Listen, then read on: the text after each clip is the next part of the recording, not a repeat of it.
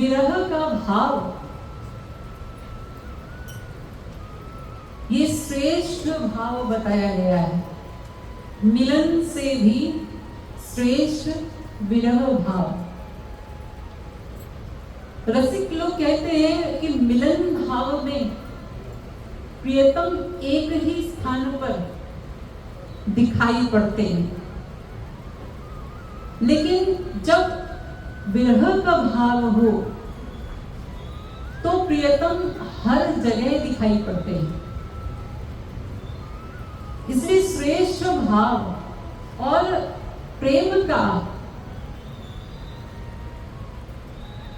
बढ़ना भी वो विरह में अधिक होता है, मिलन से भी अधिक।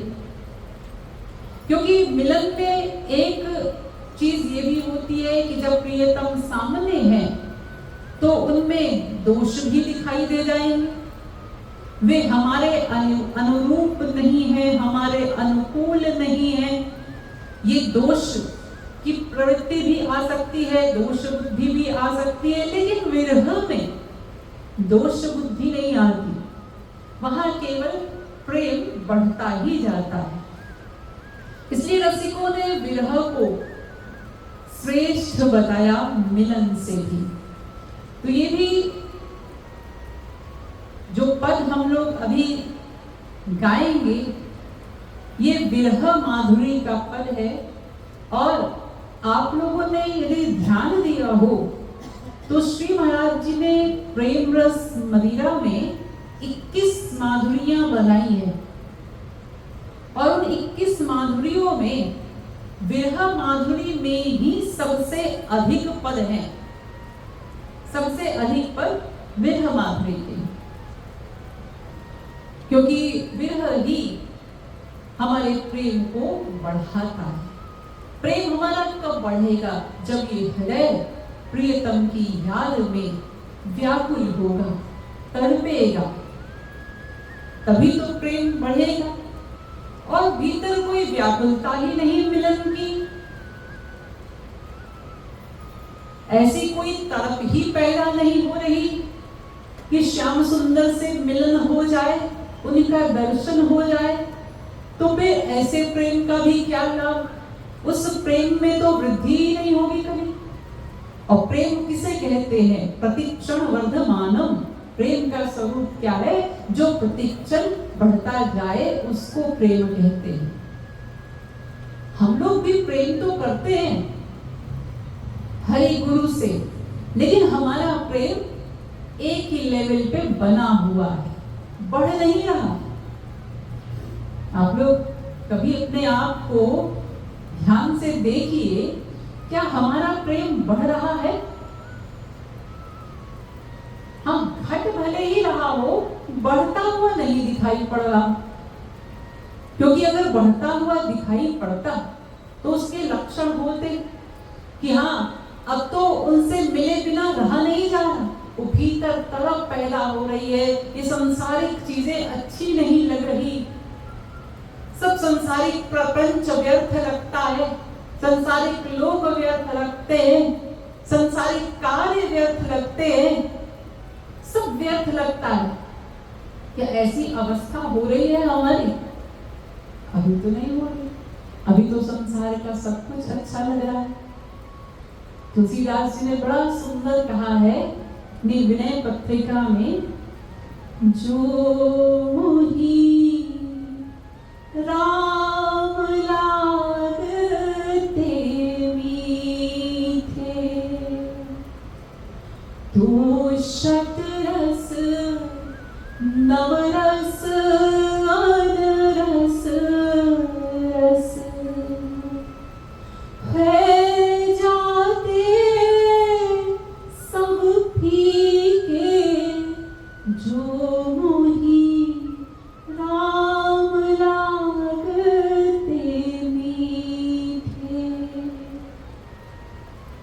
कितना सुंदर गाना कि अगर राम अच्छे लग रहे होते, मीठे लग रहे होते, तो अपने आप संसार के सारे रस फीके लगते। अभी संसार सांसारिक रसों में आनंद मिल रहा है तो इसका अर्थ है कि अभी राम मीठे नहीं लग रहे।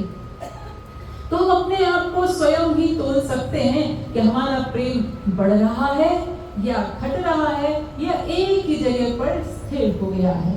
स्थिर हो गया है तो भी प्रेम नहीं, और घटना तो प्रेम का स्वरूप ही नहीं है। प्रेम का स्वरूप तो केवल बढ़ना है, जो प्रतिक्षण बढ़ता जाए। तो हमारे भीतर वो विरह का भाव आए बहुत आवश्यक है। विरह मांगना चाहिए हमें श्याम सुंदर से कि हमें विरह दे दीजिए। श्री महाराज जी ने अपने एक संकीर्तन में भी लिखा ना, दे दो ऐसी विरह वेदना मिट जाए मम अहम चेतना। ऐसी विरह वेदना दे दीजिए हमारे इस हृदय में कि जो अहम भरा हुआ है भीतर, वो उस विरह अग्नि से वो अहम जल जाए। ऐसा विरह प्रदान कीजिए। तो विरह मांगना चाहिए हमें। जितना जितना हमारा विरह बढ़ेगा हम आगे बढ़ेंगे। इस हृदय में वो उत्कंठा, वो व्याकुलता, वो तड़प पैदा होगी, तब हम आगे बढ़ते जाएंगे, हमारी साधना आगे बढ़ेगी, प्रेम आगे बढ़ेगा। यानी हम जिस मार्ग की ओर चल रहे हैं अभी हम रुक गए हैं, भीतर वो व्याकुलता नहीं आ रही, इसलिए आगे नहीं बढ़ पा रहे। हमें ये तो पता है कि हमारा लक्ष्य क्या होना चाहिए, भगवत प्राप्ति, ये तो पता चल गया, लेकिन भगवत प्राप्ति कैसे होगी, वो ठाकुर जी से मिलन कैसे होगा, ये जानते हुए भी आगे नहीं बढ़ रहे। जानते हैं कि हाँ ठाकुर जी से मिलन प्रेम से ही होगा। जब जैसे जैसे हमारा प्रेम बढ़ेगा, जैसे जैसे हम तड़पेंगे उनकी याद में, वो भी तड़पेंगे फिर हमारी याद में। जब हमारी स्थिति हो जाएगी कि अब उनसे मिले बिना एक क्षण भी रहा नहीं जा रहा है, तो उनकी भी वैसी स्थिति होगी। श्री महाराज जी ने बताया है ना कि अगर हम ये जानना चाहें कि हरि गुरु हमसे कितना प्रेम करते हैं, तो अपने हृदय पर हाथ रख करके सोचो हम कितना करते हैं। क्योंकि हम जितना करते हैं उतना उनको भी करना पड़ेगा। अगर हम उनके लिए व्याकुल होते हैं, ऐसा नहीं कि हम आंसू बहाते जाएं और ये सोचे अरे उनको तो कुछ पड़ी नहीं हमारी, हम ही आंसू बहाते रहते हैं, उनके लिए व्याकुल होते रहते हैं, ऐसा नहीं। जब हम आंसू बहाते हैं, हम व्याकुल होते हैं उनके लिए, तो वे भी व्याकुल होते हैं हमारे लिए। बस हमें अपनी वो व्याकुलता बढ़ानी है, अपनी तड़प बढ़ानी है, तभी तो वे भी उधर से दौड़ करके आएंगे कि ये जीव अब मेरे बिना रह नहीं सकता, अब तो इससे मिलन करना ही होगा, अब इसको मिलन का वो प्रेम देना ही होगा, तब वो दौड़ करके आएंगे। इसलिए मिलन से भी ज्यादा वो विरह भाव अपने भीतर लेकर के आओ। वो विरह भी तो क्या चाहता है, मिलन ही तो चाहता है ना। विरह में हम क्या चाहते हैं, विरह हमें परेशान करता है, हमारे प्रेम को बढ़ाता है, उस विरह में भी तो हम मिलन ही तो चाहते हैं। तो विरह से मिलन की स्थिति उत्पन्न होगी, इसलिए विरह को बढ़ाना वो आवश्यक है पहले। इसलिए विरह मांगा करिए हरि गुरु से रो रो करके, दे दो ऐसी विरह वेदना जिसमें हमारे शरीर का, मन का, बुद्धि का, सबका अहंकार जलकर भस्म हो जाए, ऐसी विरह वेदना प्रदान कीजिए। यहाँ ये जो पद श्री महाराज जी ने लिखा, इस पद में भी एक गोपी का विरह भाव है। श्याम सुंदर मथुरा चले गए, अब गोपियां, वो तो प्रेम की आचार्य रही, उनसे अधिक प्रेम तो आज तक कोई कर नहीं पाया। अब उस गोपी की कैसी अवस्था है, वो कहती है वो रसिया कस सुरती बिसारी, आप चले गए मुझे छोड़कर, तो मेरी तो सुरती ही बिसार दी आपने। अब आपको मेरा कोई स्मरण ही नहीं, मुझे भूल गए वहां जाकर के आप। मैं तो लोक वेद कुल कानी आनी सब तज आई पिय शरण तिहारी। मैं तो ये संसारिक लोक वेद की सब मर्यादा आदि सबको छोड़ करके, सबका त्याग करके बस आपकी शरण में आई थी, और आप मेरा ही त्याग करके चले गए मथुरा। कैसे आपने भुला दिया मुझे। मग जोहत अखियां पथराई, हारी हेरी विपिन बनवारी। हर दिन हर क्षण ये आंखें आपकी प्रतीक्षा करती हैं, आपका रास्ता देखती हैं। तो यही भाव रहता है हृदय में, किसी क्षण तो प्रियतम आएंगे। वन वन में घूम घूम कर आपको ढूंढते ढूंढते मैं हार गई हूं। आप कहाँ हैं? तारे गिनत जात सब यामिनी, पलक एक युग सम लग भारी।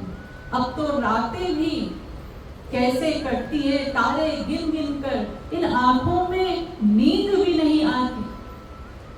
आपके विरह में केवल दिन रात ये आंखें बहती है, और रात को भी तारे गिन गिन करके ये रात कटती है। तो आपका आगमन कब होगा, आपसे मिलन कब होगा? अब तो एक एक पल भी युग के समान भारी लग रहा है। निर्मोही कस मोही, मोही अब तड़पावत बेपीर मोरारी। आप तो निर्मोही हो गए। मुझे पहले तो मोह लिया, या तो मुझसे प्रेम ही ना करते तो भी हमारी आज ये अवस्था तो ना होती, हम आपके लिए ऐसे बेचैन तो ना होते, ऐसे तड़प तो ना रहे होते। तो पहले तो मुझे मोह लिया, मेरे मन को, मेरी बुद्धि को सब मोह लिया, और अब बेपीर हो गए। अब आपको कोई फर्क नहीं पड़ रहा कि मैं कैसे तड़प रही हूं यहाँ हम आपके बिना कैसे रह रहे हैं। अब आपको इससे कोई फर्क नहीं पड़ रहा, ऐसे बेपीर हो गए आप। जीवन न देत लेत नहीं प्राणम, दुह भांति अति विपत्ति हमारी। और ऐसी अवस्था हो गई है कि न तो जिया जा रहा है, और ना ही प्राण ही निकल रहे हैं इस शरीर से। देखिए, गोपियों की अवस्था ऐसी थी, इतना विरह था उनके भीतर जब ठाकुर जी ब्रज से गए। लेकिन किसी गोपी ने शरीर का त्याग नहीं किया उस सरह भाव में भी, क्योंकि उनके भीतर ये एक भाव था, ये शरीर भी श्याम सुंदर की धरोहर है। निष्काम प्रेम किया था ना, अपना सब कुछ न्यौछावर कर दिया, श्याम सुंदर को समर्पण कर दिया, तब शरीर भी उनकी धरोहर है। तो उनके अनुपस्थिति में शरीर से प्राण भी कैसे निकल जाएं? वे कभी आ गए और उन्होंने ढूंढा हमें, तो फिर क्या होगा? उनको कष्ट होगा, ये भाव, इसलिए प्राण भी नहीं निकल रहे, प्राण भी नहीं त्यागती वो गोपियां। ऐसा प्रेम वो कहती है, अब ना तो जिया जा रहा है, ना ही प्राण भी निकलते हैं शरीर से, दोनों तरफ से हमारी मुसीबत हो गई। ऐसी अवस्था में पड़े हैं हम। अब कृपाल मोह कब तजी माधव, कुबरी भरी निज उरी करी उर धारी। तो सखी अंत में कहती है गोपी, लगता है अब हमारा त्याग करके जो मथुरा गए हैं ठाकुर जी, ये श्याम सुंदर, वहां उनको कुंवरी वो मन भा गई है, उससे प्रेम कर लिया उन्होंने, इसलिए अब उनको हमारी याद नहीं आ रही है। कुंवरी से मन लगा लिया, वो मन भा गई है। ये उल्हाना दे रही है प्रेम में गोपी। तो जैसा इस गोपी का भाव है कि प्रियतम ब्रज छोड़कर गए हैं, हमारा त्याग करके चले गए, और वो जो उसकी अवस्था है वैसी अवस्था अपने भीतर भी हमको लेकर के आनी है कि प्रियतम कब आपसे मिलन होगा। तो वही विरह का भाव लेकर के तब इस पद का गान करें रूप ध्यान सहित। और रूप ध्यान करते हुए, आंसू बहाते हुए ये जरूर प्रयास किया करिए कि अश्रु तो बहे इन आंखों से। ऐसे सूखा सूखा कीर्तन नहीं करना है। अभी भी हम प्रवचन सुन रहे थे, उसमें श्री महाराज ने क्या कहा, पहले स्मरण फिर कीर्तन। ये रूप ध्यान आवश्यक है, और रूप ध्यान करते हुए आंसू बहाना भी उतना ही आवश्यक है। आंसू कब आएंगे, जब सच में रूप ध्यान करते हुए उस भाव में डूबेंगे, तभी तो आंसू आएंगे। और केवल आंख बंद कर लिए और आंख बंद करके मन यहाँ वहां विचरण करने गया, तो फिर तो आंसू नहीं आएंगे। इसलिए उस रस में डूबिए, अपने मन को डुबाइए, उस भाव में लेकर जाइए, तब इन आंखों से आंसू बहेंगे। तब कीर्तन करना, पद गायन करना, साधना करना हमारा सार्थक होगा। इसलिए आंसू बहाने का विशेष प्रयास करो। रूप ध्यान में जाओ, भीतर उस भाव के उतरो। न आंसू आए तो धिक्कारो अपने आप को कि मन तुझे किस बात का अहंकार है, किस बात का क्या है तेरे पास जो प्रियतम के मिलन की उत्कंठा लेकर के भी इन आंखों से आंसू नहीं बह सकते। धिक्कारी अपने आप को, अपने मन को डांटिए, न आंसू आए। और ये सोचिए यदि आंसू बहा करके हमने साधना न करी तो फिर श्री महाराज जी को भी तो प्रसन्नता कैसे होगी भला। वे भी तो उसी से प्रसन्न होते हैं। यहाँ जिन जीवों के साथ इतना परिश्रम मैंने किया, इनको बारंबार इतना समझाया, आंसू बहाओ, अभ्यास करो। हाँ, ये जीव अभ्यास कर रहे हैं, आंसू बहा रहे हैं। खूब आंसू बहाना पड़ेगा। बिना आंसू बहाए तो उनसे मिलन होगा नहीं।